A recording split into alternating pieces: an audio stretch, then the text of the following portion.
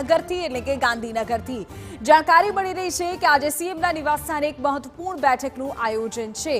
ઉલ્લેખનીય છે કે આ બેઠકમાં ભારતીય જનતા પાર્ટીના પ્રદેશ પ્રમુખ સી.આર. પાટીલ હાજર રહેશે। આ સિવાય તમામ લોકસભા બેઠક પરથી વિજેતા નેતાઓ હાજર રહેવાના છે। જિલ્લા પ્રમુખ અને લોકસભા પ્રભારી સહિતના પદાધિકારીઓની પણ હાજરી હશે અને આ બેઠકમાં લોકસભા ચૂંટણીના પરિણામોની સમીક્ષા કરવામાં આવશે। ચૂંટણીના પરિણામો પર સંગઠનાત્મક, રચનાત્મક અને સામાજિક મુદ્દે ચર્ચા થશે। તો મહત્વપૂર્ણ જાણકારી અત્યારે સામે આવી રહી છે ગાંધીનગરથી કે જ્યાં ભાજપની આજે મહત્વપૂર્ણ બેઠકના સમાચાર મળી રહ્યા છે। સીએમના નિવાસસ્થાને ભાજપ નેતાઓની આ બેઠક એટલે પણ મહત્વપૂર્ણ છે કારણ કે લોકસભાની ચૂંટણી પૂર્ણ થયા બાદ આ પ્રથમ બેઠક મળી રહી છે અને આ બેઠકમાં લોકસભા ચૂંટણીના તમામ મુદ્દાઓને લઈને સમીક્ષા કરવામાં આવશે। જે 26 સીટ્સ કુલ અને તેમાંથી 25 પર ભારતીય જનતા પાર્ટી વિજેતા થઈ છે એટલે એ તમામ જે જીતેલા નેતાઓ છે તેઓ પણ આ બેઠકમાં હાજર રહેવાના છે। સંગઠનથી લઈને તમામ અલગ અલગ મુદ્દાઓ પર આજની બેઠકમાં ચર્ચા થશે। આપને કહી દઈએ કે ગુજરાતમાં લોકસભાની ચૂંટણીના પરિણામો આવ્યા બાદ તેની સમીક્ષાને લઈને સીએમ નિવાસસ્થાને આ બેઠકનું આયોજન થયું છે અને આ બેઠકમાં ભારતીય જનતા પાર્ટીના પ્રદેશ પ્રમુખથી લઈને અન્ય તમામ નેતાઓની ઉપસ્થિતિ હશે।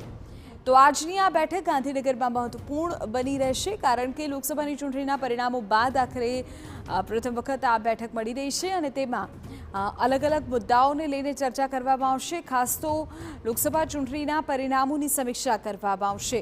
ક્યાં ખૂબ પાતળી સરસાઈ રહી, આખરે કઈ જગ્યાએ વધુ મહેનત કરવાની જરૂર હતી। આમ તો ચોક્કસપણે 25 બેઠકો જીતી છે પરંતુ સંગઠનમાં કયા કયા મુદ્દાઓ પર વધુ ધ્યાન આપવાની જરૂર હતી આ તમામ બાબતો ચોક્કસપણે ચર્ચાના એજન્ડામાં આજે સામેલ હશે।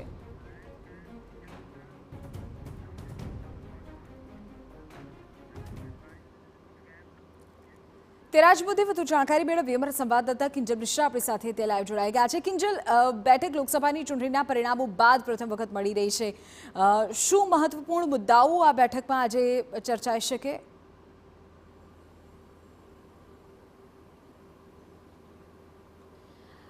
જે વિધિ આજની જે બેઠક છે તે મહત્વપૂર્ણ એટલે પણ કહી શકાય કેમ કે આ બેઠકની અંદર રિવ્યૂ લેવામાં આવશે। 3 અલગ અલગ રિપોર્ટ છે તે તૈયાર કરવામાં આવ્યા છે। એક જે રિવ્યૂ કમિટી હતી તેના દ્વારા એક રિપોર્ટ તૈયાર કરવામાં આવ્યો છે। 26 લોકસભા બેઠકો ઉપર ક્યાં જીત થઈ, ક્યાં હાર થઈ, ક્યાં જે વિધાનસભા હતી લોકસભાની અંદર હતી વિધાનસભા પ્લસમાં ગઈ છે, ક્યાં વિધાનસભા માઇનસમાં ગઈ છે અને તેની પાછળના કારણો શું છે। બીજો જે રિપોર્ટ છે તે લોકસભા ઇન્ચાર્જ, પ્રભારી અને જિલ્લાની ટીમ દ્વારા તૈયાર કરવામાં આવ્યો છે। દરેક લોકસભા વાઇઝ કે આખરે કેવા પ્રકારની કામગીરી રહી છે, બૂથ પ્લસ ગયા છે તો શું કારણ છે, બૂથ માઇનસ ગયા તો શું કારણ છે।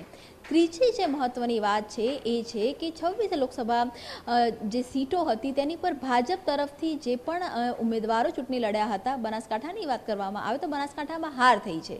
રેખાબેન ચૌધરી હાર્યા અને આ બેઠક ઉપર જે આ બેઠકના કારણે જે હેટ્રિક વાગવાની હતી ભાજપની એ નથી વાગી। હાલાકી ભાજપ પ્રદેશ પ્રમુખ સી.આર. પાટીલે ગુજરાતમાં છેલ્લા વક્તવ્યમાં આની જવાબદારી લીધી છે પરંતુ વાત એ છે કે ન માત્ર બનાસકાંઠા પરંતુ સાબરકાંઠા, પાટણ, આણંદ, જામનગર, રાજકોટ આ 5 બેઠકો એવી છે કે જ્યાં એન્ટી બીજેપી એક્ટિવિટી થઈ હતી। એ ભાજપ માટે, ગુજરાત માટે ખૂબ જ ચોંકાવનારી વાત છે। નવાઈની વાત એ છે કે બરોડા જેવા શહેરી વિસ્તારમાં પણ ઉમેદવારના બદલાવ બાદ પણ આ પ્રકારની જે સ્થિતિ હતી તે સર્જાઈ હતી। બીજો જે મહત્વનો મુદ્દો આવી રહ્યો છે કે જે ફંડિંગ કેન્દ્ર તરફથી, કેન્દ્ર ભાજપ તરફથી ચૂંટણી લડવા ઉમેદવારોને આપવામાં આવ્યું હતું ત્યાં સુધી નહોતું પહોંચ્યું। એટલે કે કેટલો મોટો મેનેજમેન્ટમાં બ્રેક છે, કેટલી મોટી બેરિયર છે, કેટલા મોટા પડકારો હવે ગુજરાતમાં છે તે ખૂબ જ ચોંકાવનારું ભાજપ માટે પણ છે। ચોક્કસ 25 બેઠકો પર જીત થઈ છે, અનેક બેઠક હાર્યા છે પરંતુ તેની સામે જે પરિસ્થિતિ ગુજરાતમાં થઈ છે, આંતરિક રીતે ક્યાંક ને ક્યાંક બળવાની સ્થિતિ સર્જાઈ છે, આંતરિક રીતે ભાજપ વર્સિસ ભાજપ છે તે ઊભું થયું છે। તો આ જે તમામ બાબતો છે તેનું ચિંતન મંથન છે તે આજે બેઠકમાં કરવામાં આવશે। સીએમ નિવાસસ્થાને આ બેઠકનું આયોજન કરવામાં આવ્યું છે। 11:30 કલાકથી આ બેઠક શરૂ થશે। અંદાજે માનવામાં આવી રહ્યું છે કે 2:30 વાગ્યાથી 3 વાગ્યા સુધી બેઠકનો દોર છે તે ચાલશે, કે જેની અંદર તમામ જે ઉમેદવારો છે તેની સાથે વન વાતચીત છે તે થવાની છે।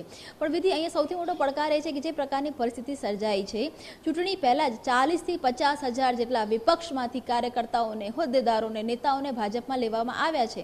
આગામી સમયમાં જિલ્લા પંચાયતની ચૂંટણી આવી રહી છે, તો જે આ ભાજપના વિભીષણો છે તેમની સામે કેવી રીતે એક્શન લેવું, એ અત્યારે ભાજપ માટે એક ખૂબ મોટો પડકાર છે। તેની સાથે જ સંગઠનને ફરી રીતે કેવી રીતે મજબૂત કરવું એ મોટો પડકાર છે। પરંતુ તેની પહેલા આજની જે બેઠક યોજવામાં આવી રહી છે તેની અંદર એક રિપોર્ટ છે તે તૈયાર કરવામાં આવશે। તેની અંદર જેટલા પણ ભાજપના વિરુદ્ધ કામગીરી કરી હતી તેવા ચહેરાઓનું પણ એક આખું લિસ્ટિંગ છે તે કરવામાં આવશે અને કેન્દ્રમાં નેતૃત્વને આ રિપોર્ટ છે તે સોંપવામાં આવશે। એટલે એ રીતે ગુજરાત ભાજપમાં આગામી સમયમાં જે બદલાવ આવવાના છે તેની માટે આ આજનો રિપોર્ટ છે તે ખૂબ જ મહત્વનો બની રહેશે।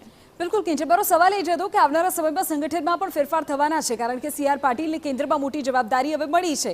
ત્યારે એ તમામની વચ્ચે સંગઠનમાં અને ખાસ કરીને બૂથ લેવલ પર મતદાતાઓને મતદાન મથક સુધી ઓછા લઈ જવા કે પક્ષ વિરોધી પ્રવૃત્તિ કરવી, આ તમામ મુદ્દાઓ એવા હશે કે જે આવનારા ફેરફાર માટે આજની આ બેઠકમાં ચર્ચાશે અને ખૂબ મહત્વપૂર્ણ બની રહેશે ફેરફાર માટે પણ।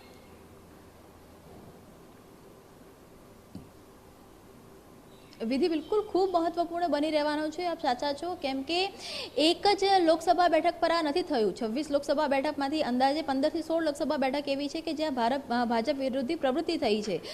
બનાસકાંઠામાં તો એવી બેઠકો છે કે જ્યાં વર્તમાન ધારાસભ્ય કે અપક્ષ ધારાસભ્ય હોવા છતાં પણ ભાજપ વિરુદ્ધ વોટ થયા હોય તે પ્રકારના જે પુરાવા છે તે પણ મોકલવામાં આવ્યા છે। સાબરકાંઠાની વાત કરવામાં આવે, સાબરકાંઠામાં એક તબક્કે આખું સંગઠન એક નિષ્ક્રિય થઈ ગયા હોવાના પણ રિપોર્ટ છે તે મળ્યા હતા। આણંદની પણ પરિસ્થિતિ એ પ્રકારની હતી, બરોડાની પણ પરિસ્થિતિ એ પ્રકારની હતી।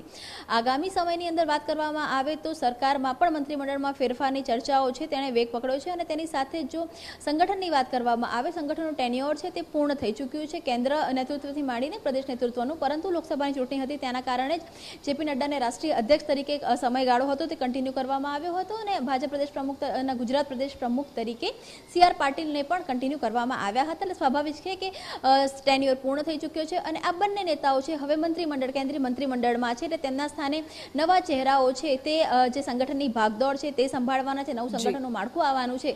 પરંતુ એ તમામની વચ્ચે હિન્દીમાં જો કહેવામાં આવે તો આ ભીતરઘાતી અને જો ગુજરાતીમાં કહેવામાં આવે તો વિભીષણો, તેની પર એક જે રિપોર્ટ છે તે દેશભરમાં તૈયાર થઈ રહ્યો છે અને જોવાનું એ છે કે આ લોકોની સામે એક્શન કઈ રીતે લેવાશે। નવી સરકાર અથવા નવા સંગઠનમાં આ ચહેરાઓનો સમાવેશ કરવો એ કમ્પલ્સન હશે કે મજબૂતાઈથી સાઈડમાં મૂકવામાં આવશે। બિલકુલ કિંજલ, આગળ પણ આપણી પાસેથી અપડેટ મેળવીએ છીએ તો લગભગ 11:30 વાગ્યા આસપાસ આ બેઠક શરૂ થશે અને 2:30 વાગ્યા સુધી આ બેઠકોનો દોર ચાલે તેવું